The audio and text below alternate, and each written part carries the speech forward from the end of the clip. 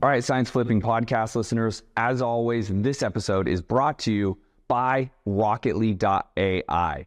If you're looking for a seller lead generating system that has automation, an AI bot, and has sellers coming to you, then Rocketly.ai is your choice. Make sure you head over to the website, fill out an application, and schedule a demo now to see the power of Rocketly.ai. What is up, Science of Flipping family? We are back with another incredible episode. I'm fired up. I got all the energy because my guest has all the energy. The man, Scott Morse from Lamassu Leads, is here. And by the way, if you don't know them, they are the best outbound cold calling in the space of real estate. Over 59 million outbounds last year alone. My brother, what is up? Thank you, brother, for having me on here to be able to kind of talk some game, check out your studio, and just connect again. Yeah, dude, it's been a long time. We've known each other now for the better part of 7 years? About 4.5 years, 4.5 years, all right. But literally, like my day one in the industry, I met you. It was in Tennessee at a clothier event. But yeah, man, so I've known you pretty much since the beginning. So you have built something really, really special. I don't know where I rank in one of your first clients, but probably in the beginning side of it all. And you guys even then had something special to the industry that I fully bought into. And we fast forward 4.5 years, whatever it may be, you are really changing the industry in the way of outbound cold calling. Let's dive right into that. 59 million outbound calls last year. What does that look like?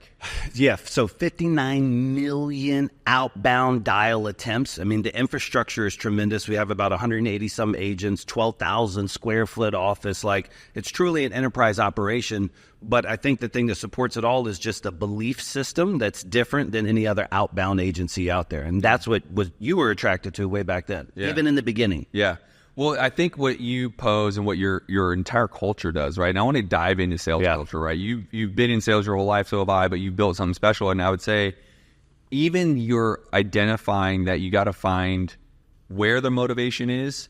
And especially for those of you out there cold calling yourself, he can give you a lot of advice, even just like how to gravitate a lead that isn't warm and bring them up that escalation ladder. Let's talk about that and what your team, your crew does to take that seller conversation and escalate it up the motivation ladder to hand it off to your clients. Yeah, so I think for a lot of people, they overcomplex the whole process. Yeah. And then their belief system is that it almost should be an underqualified lead, that it's almost like a churn type of business model. And so I didn't know any better when I came into your guys' vertical. I was naive to the REI space, but pretty accelerated in the marketing space. And I was just like, well, why can't my cold call leads be highly qualified and highly motivated? Why can't these leads be just as good as PPC or even better? Like, if I control all the levers, if I'm the iOS system of my own marketing company, I'm alpha and omega. I control how I target the data. I control how I initiate that conversation. I control the entire conversation. Why can't I have the world's best outbound leads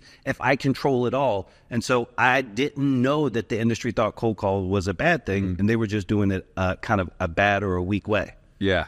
And that's the reality. Is I think there's plenty, coaches, mentors, people will say like cold calling works. I'm one of them. Yes. Right. I think what people need to know and understand is it's not whether cold calling works. It's really what you're saying on the phone to make that prospect an actual lead. Yes. Right. So what does your team look like there in Colombia? Your Lamassu Leads is in Colombia. Yeah. It is outsourced. I think it is incredible.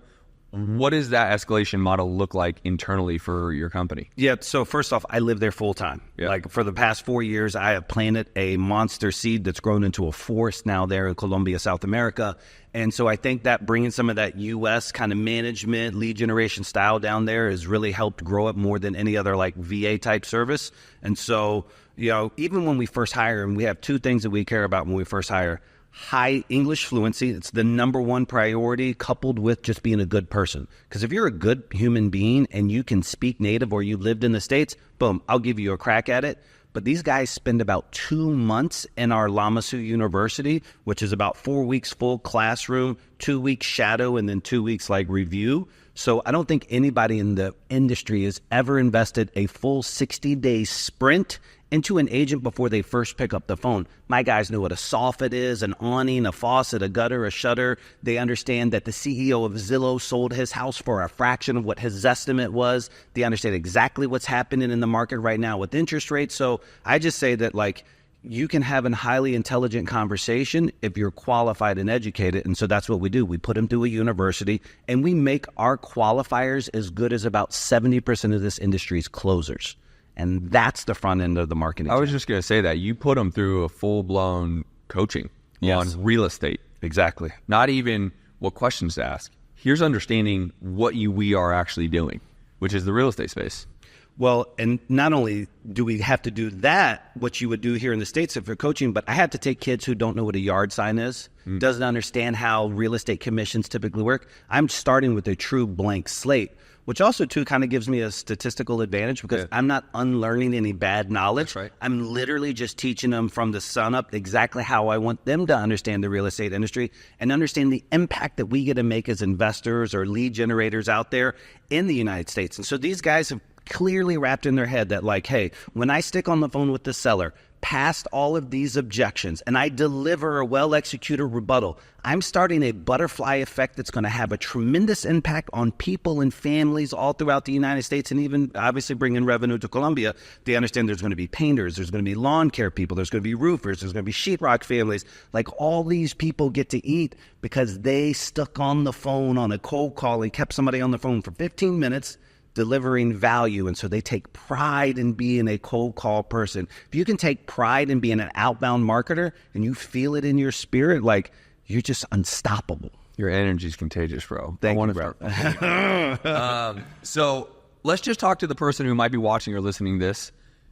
If they're cold calling themselves, what pieces of advice would you give to that solopreneur calling themselves? What would you tell that person? Length on the phone, what type of questions, two-part close, like what overall coaching would you give the real estate investors breaking in by cold calling? Even if you're not breaking in by cold calling, you should break in by cold calling. That's right. Period. You got the capital for PPC, you got the capital for PPL, you got the capital for whatever other marketing channels. Do yourself a favor and put yourself through a little bit of a boot camp. Yeah. Understand it, because I've met people who have done, let's say, only PPC leads, and now all of a sudden that channel is either wonky or they now need to add another channel on. They go to a cold call or a quote-unquote lesser channel, and they get destroyed. See, if you can do cold call, you can do any other marketing channel out there. And so starting there with that foundation and understanding how to really navigate a tougher conversation to be able to win somebody over, because in sales it works like this. It's sales resistance, sales acceptance. And so when you go into a cold call, there's inherently more resistance out there than any other outbound or any other channel. And so learning how to bring down that resistance and building rapport and then moving to acceptance. So no matter what, I really agree, or I believe that you should start in cold calling. And if you are going to start in cold calling, don't chicken out. Stick around for the success. It's going to take you 30, 45, 60 days of beating on the phones, understanding your craft, get a couple of deals doing the cold call method, and then potentially think about outsourcing it. Yeah. But I won't take somebody on typically if they've never at least picked up the phones themselves, because I want them to understand the value that we're truly bringing to the marketplace. Yeah, it's not easy. I mean, as someone, I've door knocked in my life, I've cold called in my life, like that skill set is very, very difficult. And so what I would tell anyone, if you do have a marketing budget and you're out there watching this or listening to this, you got to reach out to Lamassu Leads, period, end of story. Because if you have a budget to put forth on PPL, PPC, you have to have different verticals. I will tell everyone that. You have to have different marketing strategies, different verticals. Lamassu Leads, what's the easiest way initially for people to get a hold of you? Just probably Instagram? Yeah, so I want people to follow us at Lamassu Leads, Lamassu Leads, because you get to see behind the scenes of our call center. And I think that authenticity is something that's lacking in the REI space. And I say this with respect to all the guys and gals out there that maybe have some type of agency. You get to see the behind the scenes. I share the highs and the lows. You get to see the guys, in the arcade room, on the ping pong to the foosball. You get to see them in the university. You get to see when things go sideways. But I want people to see what it takes to run an almost 200-person call center and deliver 59 million outbound dials just last year on behalf of some of the biggest REI players in this space, because this is a real deal company. We are delivering exceptional value through one of the hardest marketing channels that are out there. And I look at myself as a strategic partner. I ain't nobody's client. I ain't nobody's call center bitch. That's not it. But I'm somebody's strategic partner, and I'm helping them stabilize first typically, and then grow this marketing channel that most times has never been successful for them. I mean, even when you were starting, you made that a point. Like, we would have weekly calls. Let me see the leads. How many of these have converted? Yep. Not with me and my team. Yep. I'm saying you would have it with me and my team, right? You personally, now you were a lot smaller then than you are today, but you really are a partner in that sense. The entire point is you need to make sure we are successful as real estate investors, because you have a client for life and it continues to spread the word, right? So there's a plaque, and you'd love it. I'd love to have you at the office. I just got this plaque recently made. It's black with glass embossed, and it's a photo of Gary Keller from Keller Williams. Sure. And it's got a quote above it. It says, "He who controls the leads controls the industry." Facts. And to me, that's part of the mission here. And so when I dive into my affiliates accounts, it's because I want to have the mindset of the largest hedge fund out there. Like, if I was a hedge fund out there, I wish that I would have the analytics that I have. So when I dig into your account, I want to know what's exactly working for you guys, what strategies are working, what zip codes are working. So that way I can take that success and continue to replicate it. And so by now, 4 years later, we've really gotten dialed into what levers to pull on this big Boeing 747 plane of cold calling to be able to get the smoothest acceleration off the runway for our clients. So do you guys run a setter closer model within your own Lamassu Leads, or is it all a set to the client? This is a really great question. So the thing that irritated me the most about this industry when I got into it is, before I ever started my own cold call company, I outsourced cold calling. First, I tried the Philippines, and it was just what everybody would expect it. And then I tried Egypt, and somehow that was worse. So now I was like, screw it. I'll just kind of start my own. I had some connections down in Colombia, good connections. But I had some connections down in Colombia. Yeah, we need to clarify that for sure for the audience. The mother of my two beautiful daughters is from Colombia, so that was the connection. But anyways, but when I outsourced to these other companies, they were always like, hey, we'll sell you a VA, and it's going to be X amount of dollars. You can have 4 or 5. And by the way, we'll also sell you a leads manager. And I'm like, wait a minute. Why do I need a leads manager? Why can't I just hire a bunch of leads managers instead of the original VA? Like, why do I need all these people to touch it? And so, to follow up on your question, we do believe in the fronter closer model, but we don't believe in the initial contact and then a leads manager. So our fronter, I promise you, is as good as 70% of this industry's closers. They are taking that entire conversation. Our average intake call is about 14 to 17 minutes long right now. So you're having that healthy of a conversation, and then just like in Boiler Room, for you guys and gals that haven't seen the movie Boiler Room, go watch it. But just like in the movie Boiler Room, where he raises and he says, Recco, we are live transferring these hyper-qualified leads directly to affiliates. So we are the fronter, you are the closer, boom, right over into your lap. That's incredible. So the reason why that's incredible is because you and I both know, you let that person off the phone, how many times more difficult is it to get it back on? I mean, it's 5x, 10x, 20x more difficult to get that seller right back on the phone. Life happens, right? So that live transfer is really going to be a game changer for a lot of them. Given that point, what do you think the secret sauce, why your clients do so well, beyond their own expertise?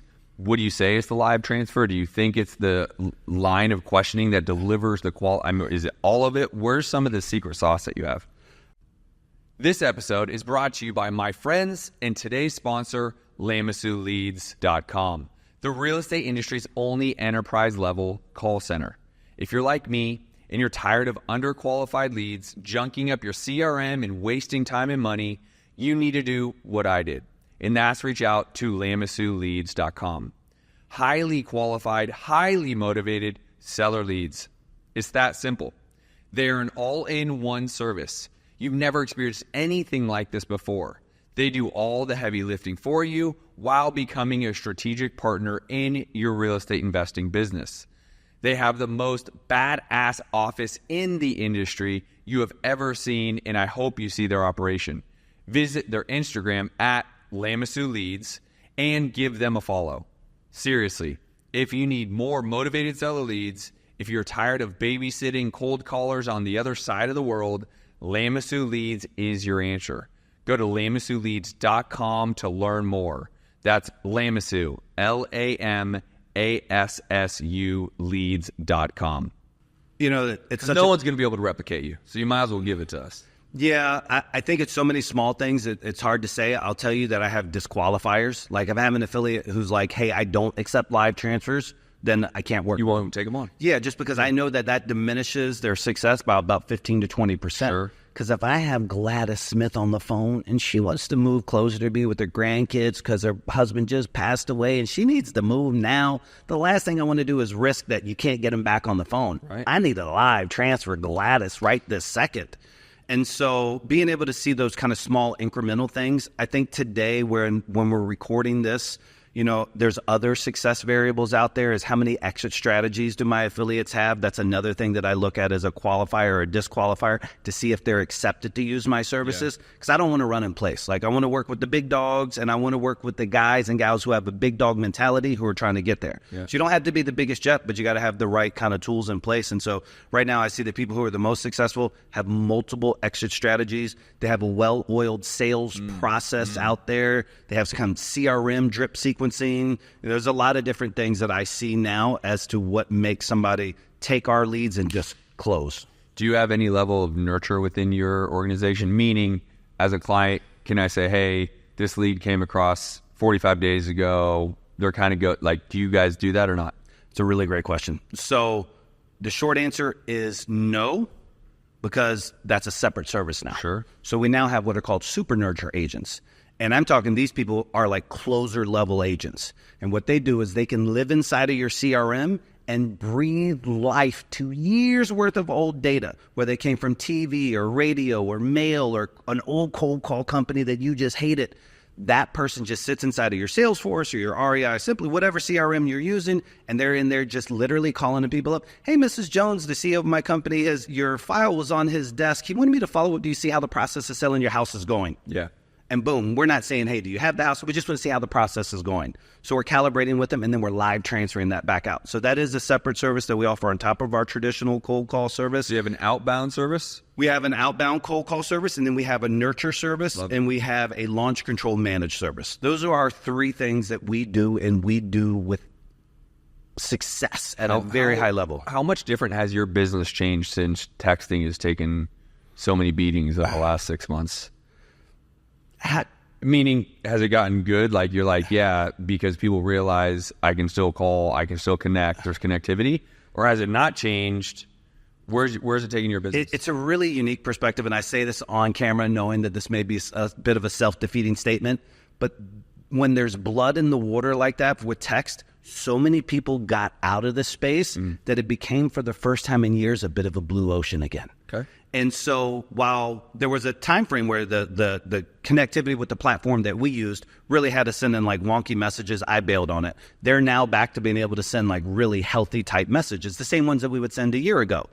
And what happened is now we're back in the space, but so many other people are gone. So our texting is performing wildly good. And I think the other advantages it has is, again, we're doing things at scale. So while an average wholesaler out there may only be able to send a text and test a response, we're doing it at such a macro level. I know which templates will get the absolute best results right now in pretty much every single market out there. So we've seen a success because so many other people have left.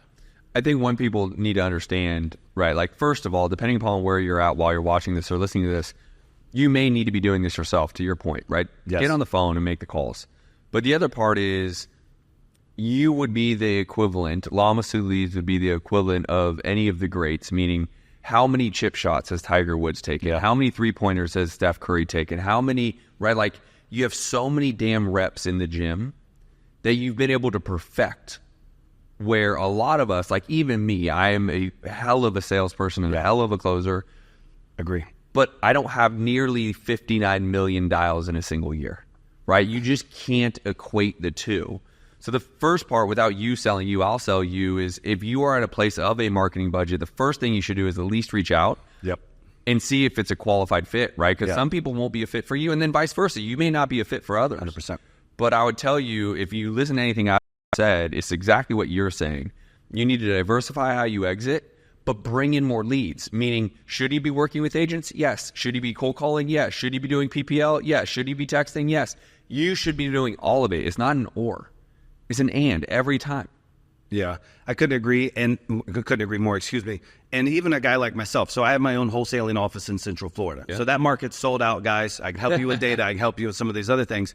But even us, we do TV, we do mail, we do PPC, and we do cold call, obviously. Yeah. So even with us having this big monster operation where I could say just 100% cold call, all cold call, we hit the gas pedal here, we hit the gas pedal here, we get all these different places because I want to diversify my own marketing channels. There's just going to be people you can get on the phone in this channel who don't respond to this channel. And then sometimes you can get a really good synergy between the two. So we'll take our list of people who don't respond on cold call, we'll extract that list, and then we'll send it to mail. So there's all these kind of synergistic effects that you can do, or you can cold call right after your mail and just check to see if they received the piece of mail that you had sent them. So there's a lot of synergies between the channels. I think that one thing that you said, though, about us perfecting it, we still have so much more room for growth.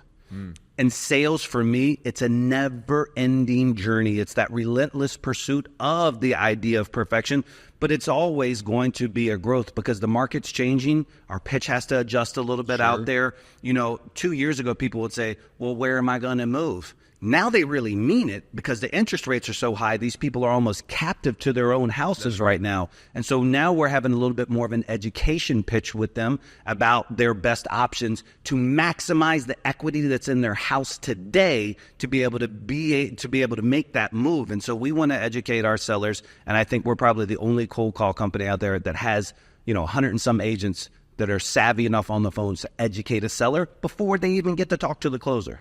Yeah. How does the real estate market dictate what you guys do on the outbound script? And does that have to change and be fluid? The problem is we're always doing this delicate balance between what the investors know and what the consumer knows. Yeah. And so the investors are going to have different criteria there's like a 6-month lag between what the investors are asking for us to do on the phones and what the sellers still think their house is worth and the command. And so that lag, I think, has never gotten a bigger gap than it has here recently because it's just moving so much faster, the investor knowledge. And so one of the things we do on the phones is we position ourselves with third-party stories to help the person kind of make the right decision. And we let them know, say, hey, listen, it's never been busier than it is right now, Mrs. Seller. We're constantly getting calls with people who have large portfolios or trying to divest their properties just like you. And what we're doing effectively as we go into those third-party stories is we're just planting the seeds that the smart money is getting rid of their houses now. That, hey, we're seeing trend lines out there with people with portfolios, so you don't want to be that last guy when the music stops, Mr. Seller, looking for a seat, and then all of a sudden you're stuck and you weren't able to take out the equity in your property. And so for us, it's educating the consumer and having a belief in our product, right? Belief that we're helping these people. We don't call happy homes. We call ugly homes and ugly properties. So we know we have to fight for them. So a client needs to give you a list. Do you pull a list? Do you say, listen, we know exactly where to go, what to target. Leave it to us. Is it a combination of both? So really great question. So I own synergydata.io. To me, I think it's the world's best data company. But I really only service it to my current clients. It's a publicly available website, but my Lamassu clients, we curate this experience. And so for the most part, most clients come to me and they're like, Scott, I like you, but I'm also going to put a little bit of pressure on you. If I buy the data to you, skip the data to you, call the data to you, if this isn't a raging success, there's only one person to blame. And I want that smoke. I want all that pressure. I want everything because, again, I can control the experience. I can do the data targeting.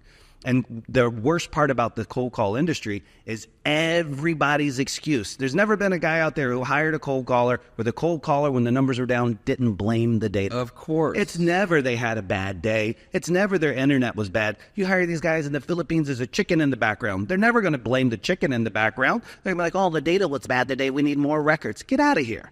And so I wanted to be able to take that excuse away from us and also from the customer ever having to hear that and say, hey, listen, we'll curate it all. I will also call people's data if they're already locked in the contract with somebody else's data. I respect that there's some other good data providers out there. But my ideal situation is just come to me. Let's get everything registered. Let's do our diligence. And then when we start, accept leads and don't do anything else other than close. I don't want you managing playlists. I don't want you managing data. I don't want you to have to use your brain. All I want you to do is just close. There's a lot of people out there that would love to hear that again. And so hopefully this gets in those hands because someone like me or my organization, I don't want to go cultivate more leads to the point where someone like me, I'm actually doing more JV partnership type structures so I can limit the headache of hiring people, training people. You know this because this was before bringing Lamassu on. I built my own internal sales team in Phoenix with 20 cold callers. It's a nightmare, by the way, so good for you to have 200 of these individuals. But I would also say, if you're like me, listening and watching, like, this is something that you have to think about is it worth building out the organization or just getting on the phone and closing? Because I'm in a position in life where I just want to get on the phone and close. And for me, I mean my team, that is a massive value that, I want to talk about, because you've cultivated and built an organization that can allow individuals who work part-time, who don't have a lot of time, who maybe don't have the ability to hire, train, and retain good quality people. You're basically saying, I got you. Let me just deliver the lead, and all you have to do is get on the phone and close it. And it's so funny because in this industry, there's been a lot of changes in marketing channels. And so what I'll do is I'll find people who, like, they had hired somebody in the Philippines or Egypt or maybe Pakistan. They had the cold calling, and it just never, like, took off, right? They threw money after money after money. Then they moved to PPL, and maybe they had some success, but then they were spending all their time disputing leads. And so it's like you can have some of these channels where you're spending so much time doing everything but calling and closing. And so for us, it's like, how can I curate? I am full transparency. Less leads, longer conversations. Less leads, longer conversations. I'm not a vanity play. I'm not trying to blow you. Oh, I got 14 leads today. No, buddy, you got 14 data records. You didn't get 14 leads. Right. Let me send over a couple of hyper-qualified, highly motivated leads that day, so that way you can have a conversation. There's no point in your CRM saying something where nobody picks up the phone. Yeah, so let's talk about the leads. So you and I both know this. I've always said cold calling in a general sense, and you might argue this point. The lead has a longer tail, typically. Would you still agree or disagree? 100%. Even through it's a longer tail. Yep. So what I mean by that, for those that may not understand what we're saying in the sales world, it will take you longer to nurture and close that deal versus, let's say, a PPC or PPL, correct? Now, to support you again, not to take away and say go to PPC, it is a both conversation. You should be doing but also PPC, to your point. Listed properties, sellers want to sell, but they're ready to list their property. Like, there's no qualifying. You're paying from Google. You're paying from the PPL company. There's zero qualifications on whether this is going to be a good fit or not. You just get the $250 to $500 lead that you just spent, and that's it. But I would tell most people, if you have a volume of leads even through nurture, and this is why AI has changed the game, right? You and I are talking about what we can do together through AI and lead nurture. Talk about that, what people's expectation, because I think cold calling companies, cold callers, cold calling gets a bad reputation because improper expectation on what to do. It also gets a bad reputation because of heartbeat in a home leads.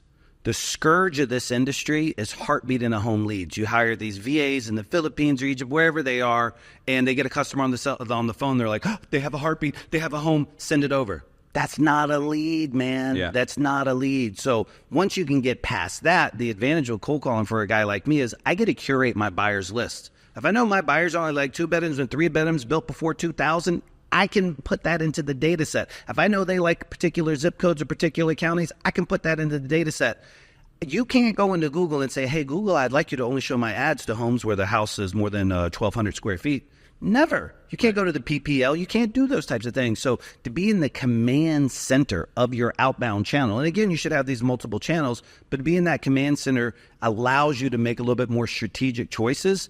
Coupled with what you're talking about, the conversion cycle, you're right, the tail is longer, but the long tail performs like dividends almost later. 100%. Because most PPC leads, if they're going to go in, they're going to fill out the form on multiple websites. If you get that deal, rock star deal. But that person's very likely selling within that short time frame. That's it. So if you miss that deal, that deal's gone. And they Cold filled out 5 other forms with 5 other investors. So where's your speed to lead? Where's all that stuff? Are you on the phone immediately? Which goes back to your transferring live. Yeah, and so for me, it's just like I look in my CRM and we'll have deals that are 3 years old, 2 years old. And we can talk about nurturing cadences because I love nurturing leads. But I see the cold call, not only does it have a longer tail in the conversion window, maybe 60 to 70 days on typical, but the very, very long tail pays dividends. I always had deals from 3 or 4 years ago that came from cold call every month come good. So let's talk about nurturing, because this is another shortfall. As someone who educates thousands of investors, the effort that people are willing to put in to nurture the leads that they've been given or paid for is slim to none. I got a whole rant, and I'll make it concise. You just get you get on that box. So I when I came into this industry, because I was an outsider, made all my money selling leads to attorneys. Okay. I didn't understand how I was being taught nurturing leads. So to me, I think what this industry is really good at, Justin, is the no contact nurturing. Okay, they said in your CRM 2 days, hey, I'm trying to reach you. Hey, just following up. I'd like to be able to speak with you. We're interested in making you an offer. What this industry sucks at is the nurturing of the terminated leads. The people who said, go fuck yourself. I would never sell my house for that long. I'm not interested. I'm going to list it with a realtor. I'm working with another wholesaler. Never call me again.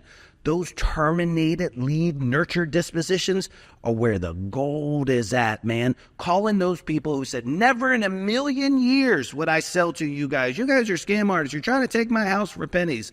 That's where the money's at. Calling those, texting those. We have a lot of drip sequencing in our CRM, but texting them in 45 days, hey, I was just thinking about you. In 60 days, hey, this. And having these nurture sequences, all dispositions based off of not interested, once retail, listed with a realtor, working with a wholesaler, any of those terminated reasons, that's where the money's at. Yeah.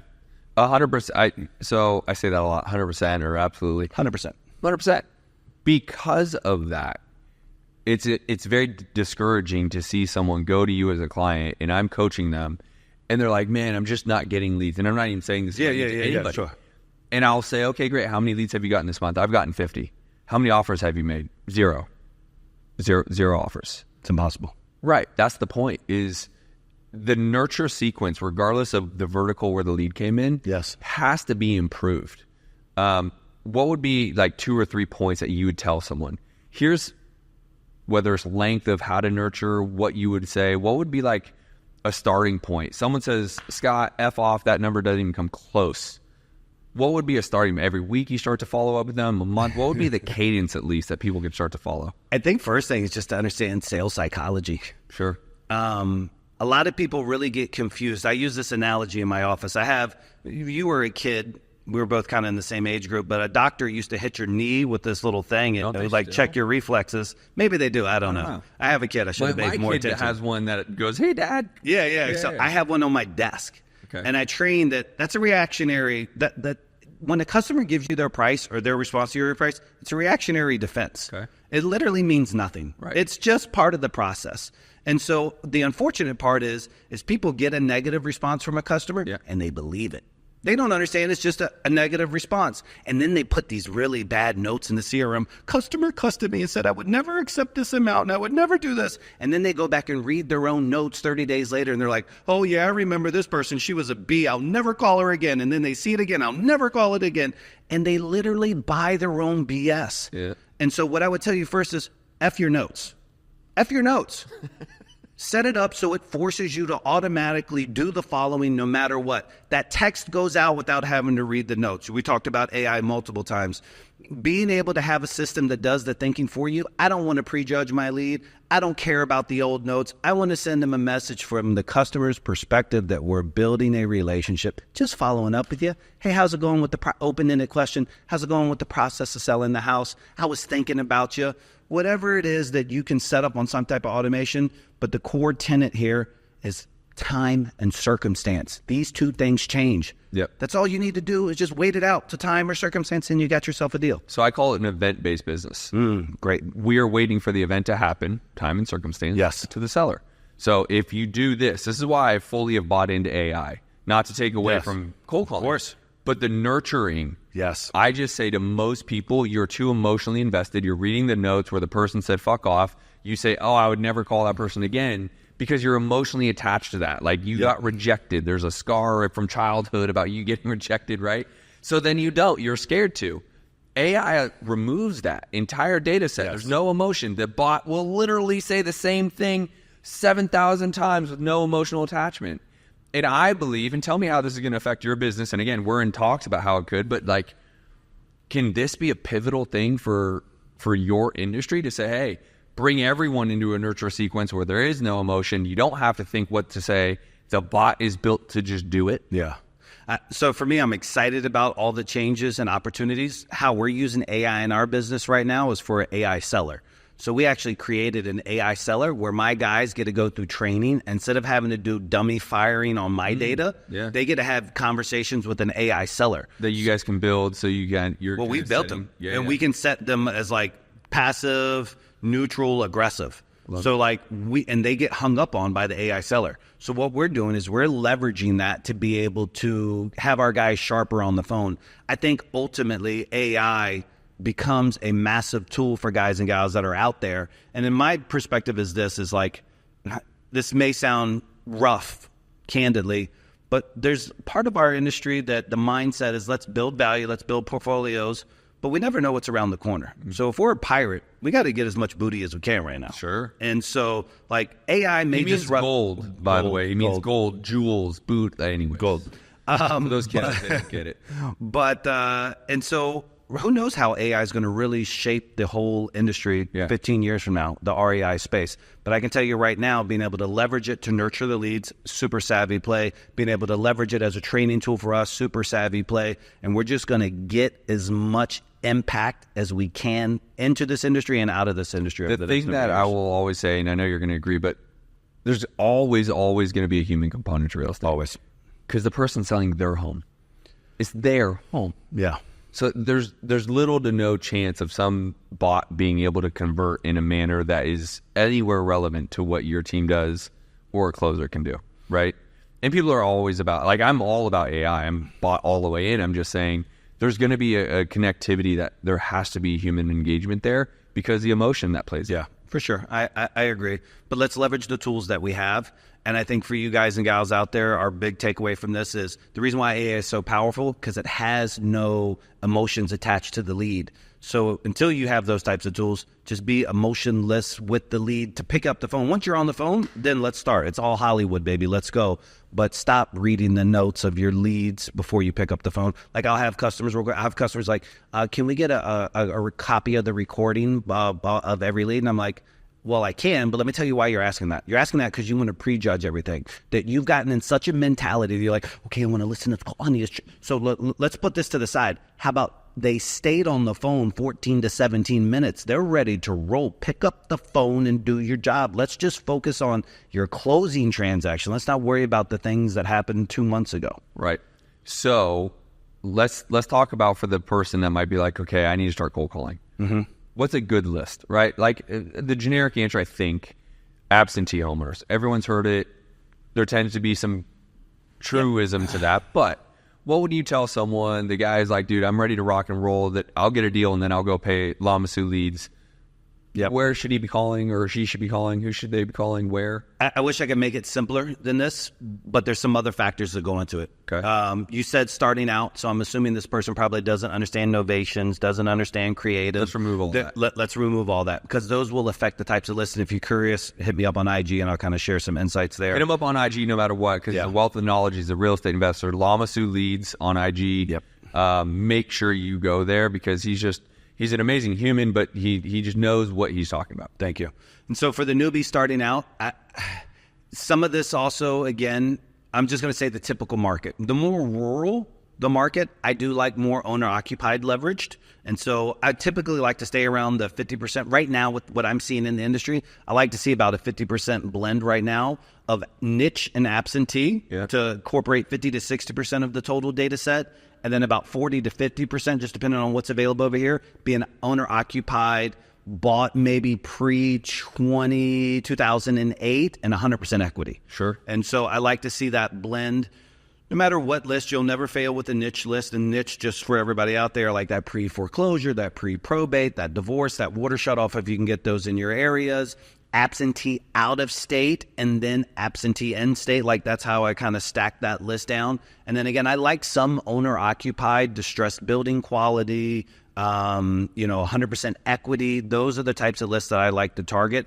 And I kind of throw them in there as a hodgepodge. The one key takeaway is never remove the column that tells you what type of list that came from. So if you do a hodgepodge, you do pre-foreclosure and this and this and this, make sure that's there because you're going to put in 10,000 records. Right. You're going to find out what's producing the most amount of leads. Now you know what you're buying your next 10,000 of. That's right. But I see so many people, they strip away that, they go to prop stream or whatever, and like, okay, I'll buy a little bit of this, buy a little bit of this, and then they skip it and they get rid of all their identifiers. You're a marketing and sales company, no matter what. And so you need to be able to track, even if you're just a guy of one, you need to be able to track those things so you know what to buy more of. And every quarter, you should be better at your data targeting and better exactly what list you want to buy. I think truer words are never said in terms of marketing. You need to have the data to be able to understand how to move your lever, right? Yes. The last point I'll get to, just because it's so important to me, what do you think is junior versus senior? Is marketing senior to sales, or is sales senior to marketing? Sales is everything. Okay. You can buy in this space, you can buy leads from guys like me. You can buy PPL, you can buy PPC. I encourage you to do a lot of this on your own so you understand, you're kind of in the gutter. But you can give a Glengarry, you can give somebody a Wolf of Wall Street fire lead, and they can fumble the bag. That's it. So I'd rather see somebody with higher sales skills than marketing skills, because if you have the sales skills, you can buy your way into the marketing in the REI space. We're not door knocking. This is a little bit different, right? But I think that if you have intelligent sales skills, you've mastered or working towards mastering the art of communication, the power of persuasion. That will pay off dividends better than you know how to run a PPC ad. Because when you still get that person who converted, who's highly qualified, who's highly motivated, who has a big urgency, if you don't communicate as a professional who can solve their problem, all they're going to do is say, thank you so much for the information. I'll speak with my spouse and we'll get back to you. And then they're getting back to your competitor. Right. So in that vein, what's frustrating for me is when people say they want to go hire salespeople. And it's because they just don't want to do the work anymore, which I know and you know that they just want to be lazy. And I don't feel like doing this anymore, so I want to hire. But that is like the death sentence, is it not? Like if sales is senior to marketing, then you should be, as a business owner, until the very last second, running sales. Yeah, I couldn't agree more. And, some people are like, I'm burnt out. Well, your company's going to be toast. So that's a appropriate way of putting it. You have to be able to close. Yeah. If you're going to be in this space and you're starting out, and it's not even difficult. Let's just be candid. It's just that people want to go into it without a strategy. They don't hire a mentor. They don't understand the basic fundamentals of the sales process. Thankfully, this is not a tough sale. Like, we're not selling people death benefits. We're not selling people caskets, stuff that's like it's completely off the wall and a little bit difficult. No, we're talking about people who have a problem, filled out a form, or finished a 15-minute qualifying call.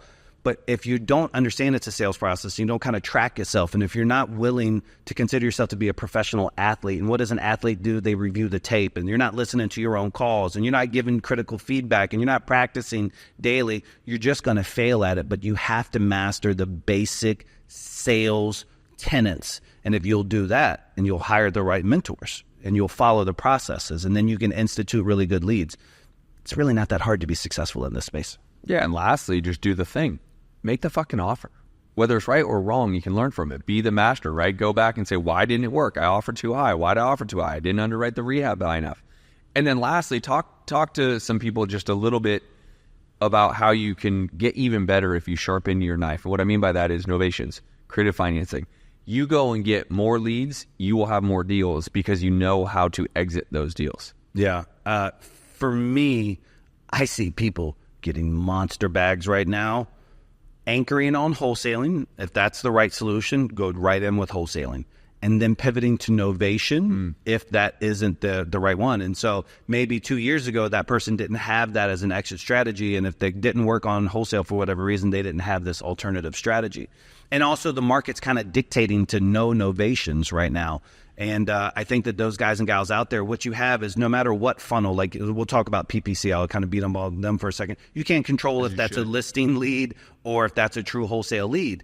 And so you have this whole upper part of your funnel that's typically been unmonetizable unless you waited long enough for that time and circumstance event.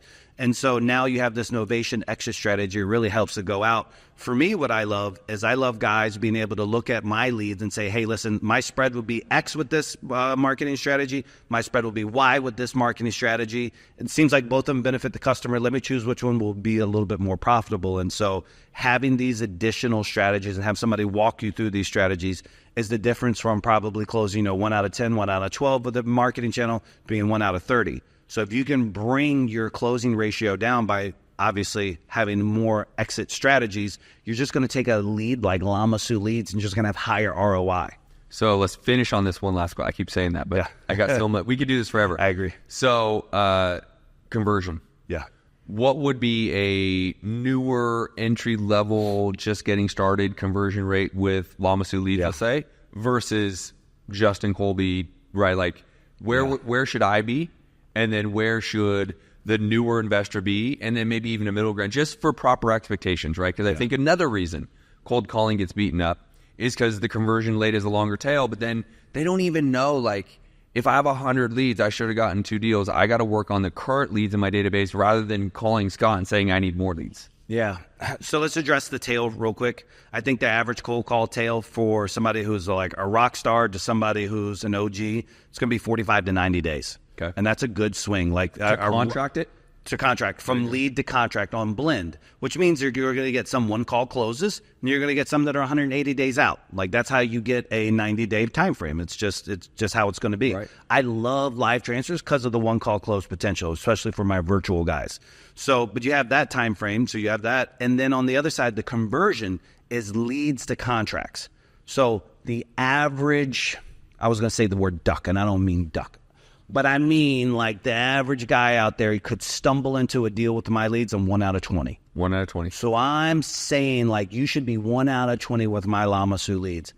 I got guys that are 1 out of 10, 1 out of 12 with our leads. I'm running neck and neck with PPC. I really shouldn't beat PPC, and I typically don't over a long enough time frame, but I should be just like a PPC quality lead. So guys like you will be like, hey, we're 1 out of 10, 1 out of 14 all day long. The average guy out there should be like 1 out of 20, and if they're brand new newbie, 1 out of 25. But let me help somebody else understand why you stick with the process and why you build a pipeline.